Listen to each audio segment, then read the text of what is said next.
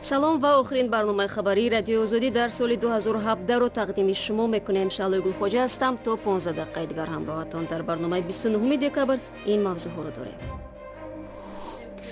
дар Душанбе роҳҳои пешгирӣ аз ифротгароӣ баррасӣ шуд. гуфтанд ки манъи вайберу вотсапу дигар васоили мухобирот роҳи ҳал нест. аз барф ба борон хонаи наве ки ба оилаи бесарпаноҳе дар шаҳри Кӯлоб аз ҷониби ҳукумат тақдим гардид, ҷанҷол барангез шуд.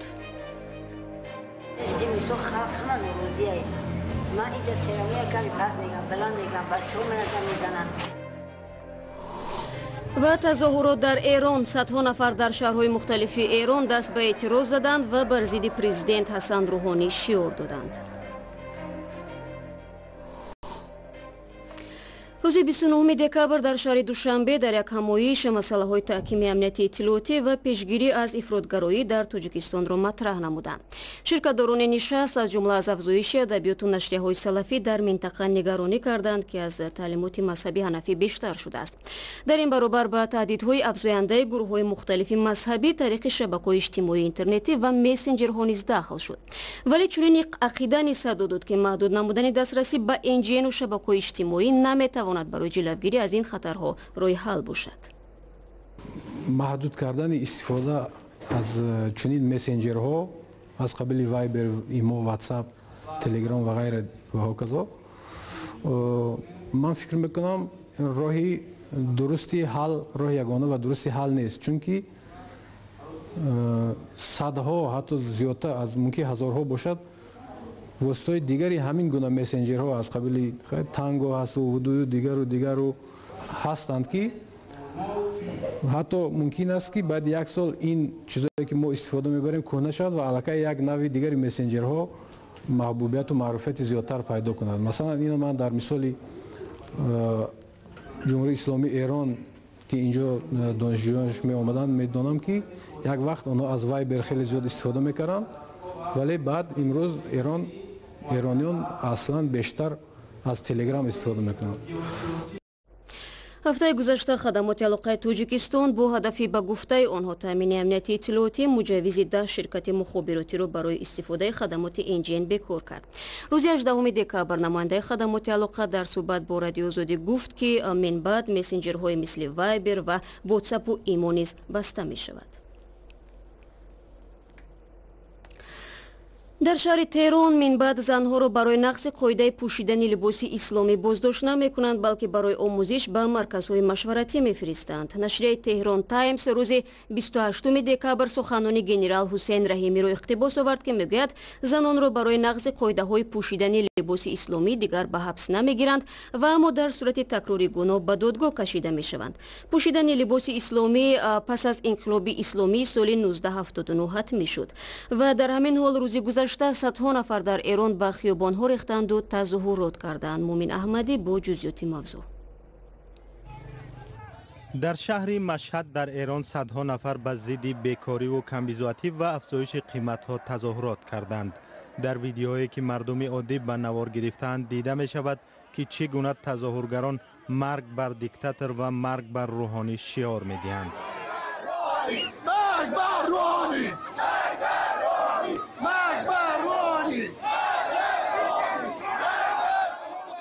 гурӯҳи дигар фасодкорӣ дар ҳукумат ва дахолати Эрон ба умури кишварҳои арабиро интиқод мекунанд.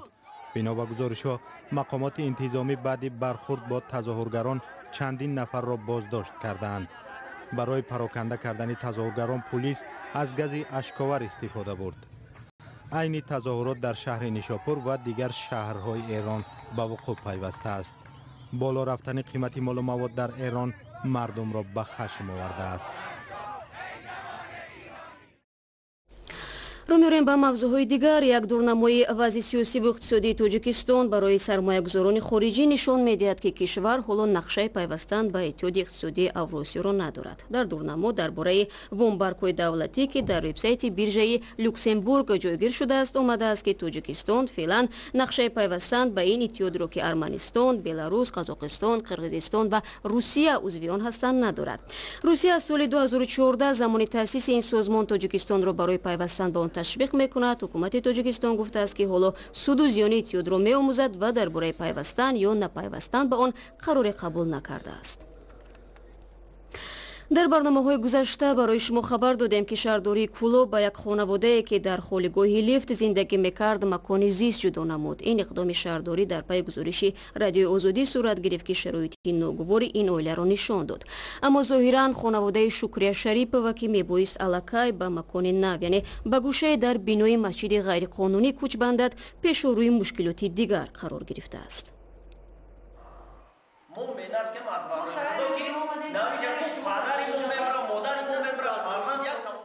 ساکنان کوچه لاهوتی شهر کولاب به مسکون کردن یک زن به مسجدی محله که مقامات غیر قانونی اعلان کردند ناریزایی میکنند.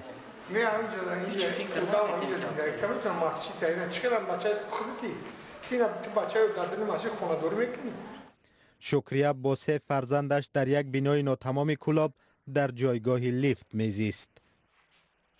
رادیوی آزادی قصه این زن را نوار گرفت و مقامات در پی آن قسمی از بینای این مسجد را که مردم با پول خود دوام 12 سال با حشر ساختند چون منزل زیست به شکریه و 3 فرزندش تقدیم کرده است. مردم این محل شدیداً قرار مقامات را انتقاد کرده به خانه تبدیل یافتن عبادتگاه را نمیخواهند و میگویند آن باید به بنگاه‌های جمعیتی تبدیل یابد. فکری من خیلی کار کردم باید فکر کسی بگم. فکری من خوب میشه که یک بنگاهی چی میشه. مثال بگیرم که شب مردم به بوده یک جو سرگردون نمیشه چیز میشه. یک طرفش دینا ورزشیش کنن. در مسجد محله لاهوتی به قول ساکنان مردم چهار محله نماز میخواندند و به سبب سیرکاری نتوانستند سری وقت آن را در مقام نظارتی به قید گیرند. شکریه 2 روز به این منزل جدا شده می آید. با همین گفتگوی‌ها روبروست. شکریه میگوید زیر فشار روانی قرار دارد. از بس که از بیماری سیل اذیت میکشد 2 روز در این گیرودار بودنش به صحتیش تأثیر کرده است. یکی اینجا که خلق هم مسئله دعوا داره بورا داره داره کی میسوله من خیلی دیگه اگه استودان نمیتونم وضعیت دیگه میسو خلق همه نوروزیه من اینجا سرامیه کمی پس میگم بلند میگم بچه ها منظم میزنن من میسوله اگون چیزی که قانونی میسوله اگون چیزی شوی که شخصی و قانونی که من یاد ناراحت نشم یاد عذاب نکشم که شکریه میگوید بعد از نشر گزارش رادیوی آزادی مقامات متوجه وضع او شد. حالا از طرف اداره تندرستی صحتیش زیر نظارت جدی است. او به خاطر توجه به مقامداران عرض سپاس میکند اما نمیخواهد حل مشکلی او از حساب زحمت دیگران باشد. من خونه خدایی من ای خونه خدا این آدمیزات دارم جای تارید این بی حرمتی میشه خیلی باشن نباشن خیلی این خلقم باید روز میگم مهنت کردن اینجا مسجد من میشد در خونه خدا و خیلی بنا زندگی میکنم. شکریه میخواهد به جای این مسجد برایش زمین بدهند چون این به نظر میرسد که این خواهش او را ساکنان نیز میپسندند و رضایند در ساختمان خانه به این خانواده کمک رسانند. شکریه که چند روز پیش با شکری خلاص شدن از جای زه و بدبو برای پذیرفتن این تقدیمات آماده بود حالا میپرسد به کدام بلای دیگری گرفتار شده است. دیروز در شهر خوجند بر اثر سوختار در منزل زیستش میرام نبی و ҳамсари раҳмон набиев президенти собиқи тоҷикистон ҳалок шуд. сабаби сӯхтор ҳам ҳанӯз маълум нест ва фарзияи аввалини оташсӯзӣ тасодуфи фанӣ ва марги хонум набиеваи 80-сола заҳролудшавӣ бар асари дуди ғализ гуфта мешавад. худи раҳмон набиев 11 апрели соли 1993 дар пайи сактаи қалб даргузашт. нигоҳе меандозем ба олмон дар Берлин ҷустуҷӯи 4 зиндоние идома дорад ки бо сурух кардани девори зиндоне дар муддати 4 дақиқа фирор карданд. мақомот мегӯянд зиндонионро дастгир мекунанд вале ҳоло тафтиш доранд ки чӣ гуна ба онҳо муяссар шудааст ба озодӣ бароянд. ҷустуҷӯи 4 зиндонии фирорӣ аз зиндони ноҳияи Плётезет дар шаҳри Берлин то кунун натиҷа надодааст. маҳбусон деворро бо болға шикаста берун омаданд ва аз садди зиндон гузашта гурехтаанд. лаҳзаи фирорро камераҳои назоратӣ сабт карданд.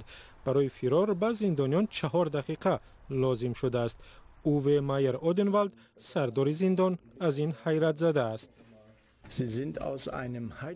آنها از مرکز گرمدهی که به تعمیرگاه ماشین ها وصل است گریختند. در بین آنها همیشه بسته است. حالا نمیدانیم که آنها برای چی و چگونه گریختند. بانگ خطر زندان ساعت 9:30 و بعد 40 دقیقه فرار صدا داده است. بعد از آنکه آخرین زندانی فرار کرده است. کریستیان ریخارد نماینده اداره عدلیه برلین میگوید زندانیان از 25 تا 38 سال دارند.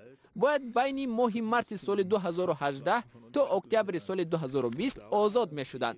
آنها برای غارتگری، طمع‌جویی و آسیب جسمانی رسانیدن زندانی شده بودند.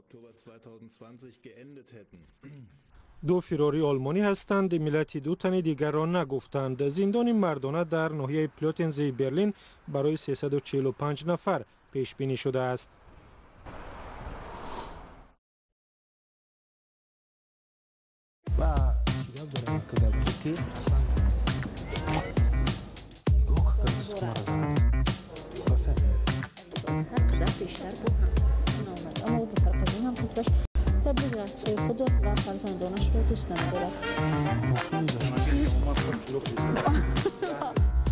ارچه زیبا امروزین بیا ما در پیش همین ارچه یک عکس گیر باور میکنی یا نه من در پیش ارچه کلون شهر یگان عکس ندارم. واقعا ارچه بزرگ دوشنبه امسال همه را تسخیر کرد. همه با اون سلفی کردند. من حیرانم تو چی خیلی خفا ماندی؟ خیلی ایستا یک سلفی میگیرم.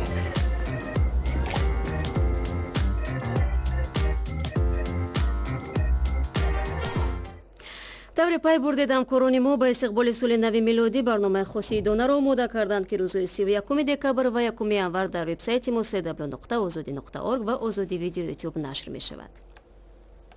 дар идомаи мавзӯи соли нав агар шумо ин шабу рӯз дар душанбе ба нақлиёти ҷамъиятӣ савор шудеду дар ҷои ронанда Бобои Барфиро дидед, ҳайрон нашавед. чандин ронандаҳои мусофирбар дар арафаи соли нави милодӣ бо ин васила фазои дона месозанд ва хотири муштариёнро болида мекунанд. мусофирон ҳам аз ин ташаббуси ронандаҳо истиқбол менамоянд ва мегӯянд бо таби соли навӣ аз нақлиёти ҷамъиятӣ берун меоянд. барои дусуфӣ чанд Бобои Барфиро ҳамроҳӣ кард. او راننده مسافربری خطسیری شماره 7 در شهر دوشنبه است. سفرعلی لباس بابای برفی را به خاطر جلب توجه مسافران در استانه سال نو باور کرده است. پوشیدن لباس بابای برفی در این روزها اقدام خود سفرعلی بود و مقامات مؤسسه مسافربری این تصمیم او را پشتیبانی کردند. خودم خواستم که هم خیلی لباس پوشم. خواستم که همه مسافرانی که من میبرم کمتر خصوصا شوند، راه رو در میدیدگی ها خصوصا شوند. راننده بابای برفی را مسافران به خوشی میپذیرند. حتی راهگذرها از کوچه بر راننده دستافشانی میکنند. سیمای بابای برفی راننده مخصوصا به کودکان پسند است. مأموریت مؤسسه نقلیات بر راننده هایی که بابای برفی شدهاند تحفه اختصاص داده است. این تحفه ها را به کودکان میدهند که شعر میخوانند. برفی بابا شبانه برآمده از خانه، پوستینشان بیافشان دعای نیکش را خواند. برفی لکلکی بارید همه جا شد سفید، گفتا او شد زمستان دعای نیکش را خواند. چوشی سلام بابای برفی. سلام. شعر میدونی در فصل سالی نو؟ بله. یک شعر. سالی نو آمد بابا شادان به خانه ما و من خیسک به گولاز داد اکای دوم دراز.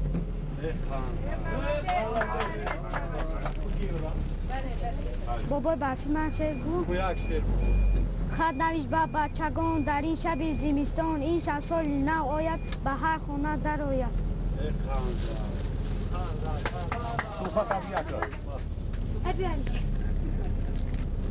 راننده ها میگویند این تشبوس باعث جلب بیشتری مسافران و مسافربرهای آنها شده است. حالا در چهار خط سیر باباهای برفی تحفه تقسیم میکنند.